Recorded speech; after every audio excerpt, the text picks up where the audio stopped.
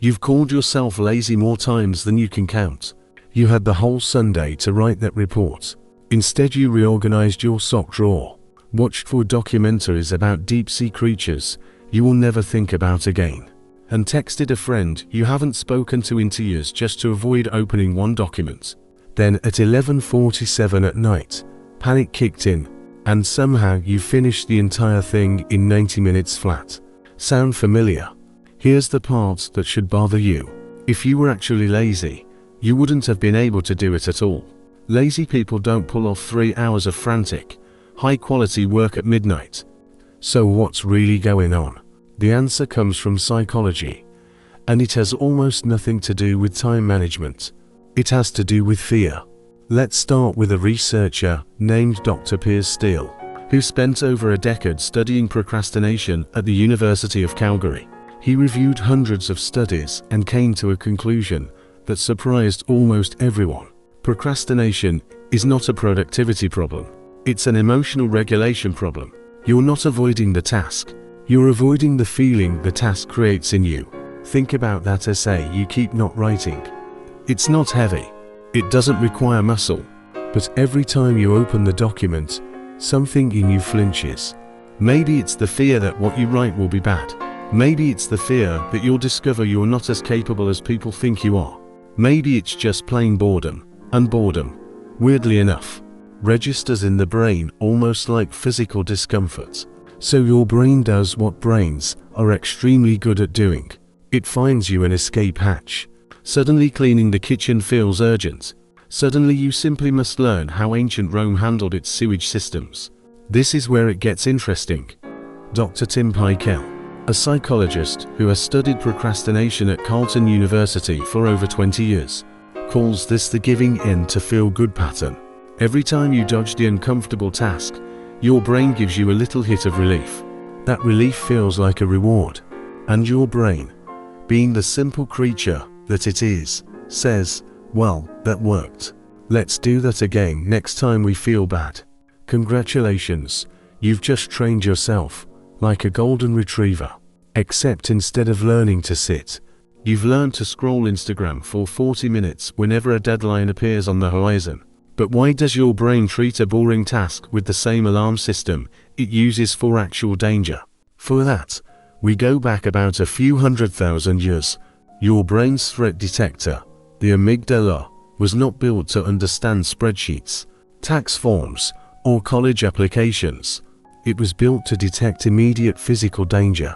Rustling bush might be a predator. Run. That system is ancient, fast, and not exactly known for nuance. The problem is, it doesn't just fire for lions.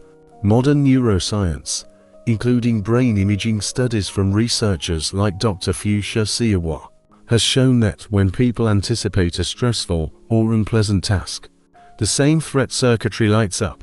Your brain genuinely treats the thought, write the report, with a flicker of the same signal it would use for something is chasing me. Obviously, fleeing into a Netflix queue won't help you outrun an actual predator. But your nervous system never got the memo that predators mostly stopped being the problem. So here's the loop. Task feels threatening, even if only mildly. Brain wants out. Brain finds a distraction that delivers a quick dose of relief or pleasure. You feel better for exactly as long as the distraction lasts. Then the task is still there, except now it's closer to the deadline, which makes it feel even more threatening, which makes you want to escape even harder. It's not a flaw in your character. It's a feedback loop with terrible interest rates. There's also a sneaky economic concept hiding inside all of this, called temporal discounting. Basically, your brain values rewards that are close in time far more than rewards that are far away, even if the faraway reward is objectively bigger. Future you, the one who will calmly hand in a well-written report weeks early and bask in everyone's admiration, is basically a stranger to present you. Present you doesn't know that guy. Present you only cares about not feeling bad right now.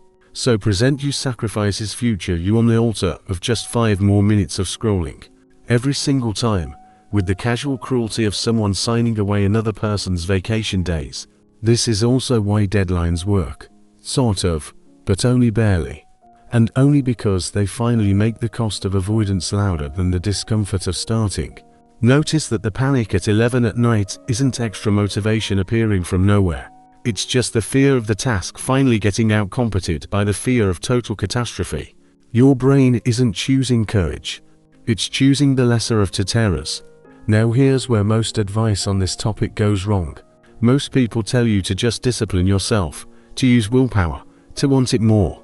But studies on self-control consistently show that willpower behaves more like a muscle that fatigues throughout the day than like a personality trait you either have or don't.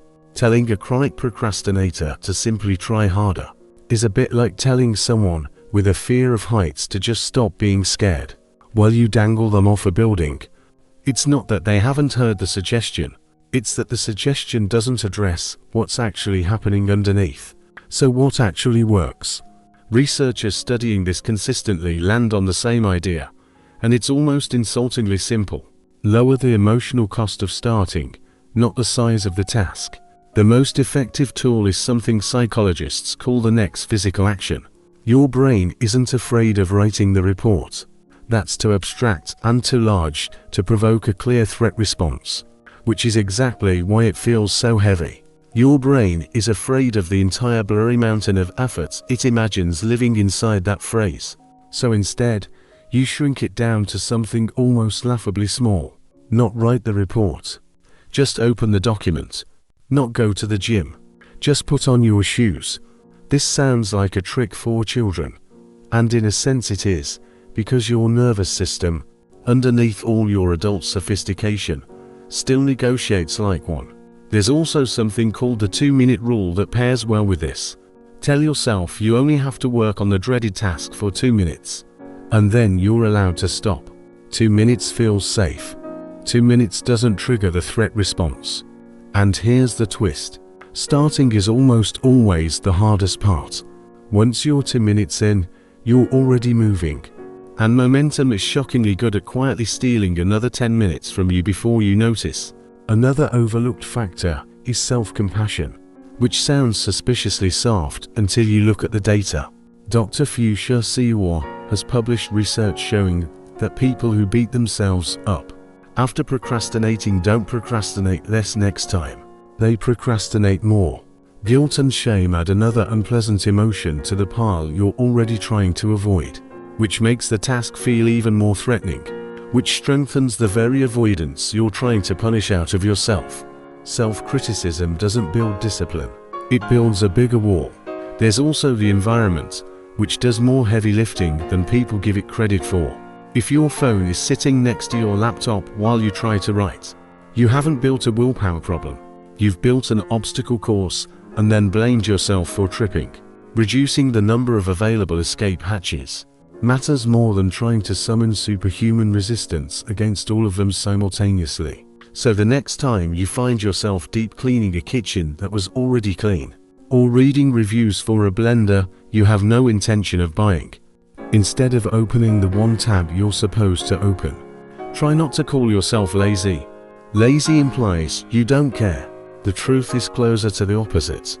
You care enough that the task has become threatening, and your ancient internal alarm system, the one built for lions and cliffs and rustling bushes, has mistaken a deadline for a predator. You don't need more discipline. You need a smaller door to walk through.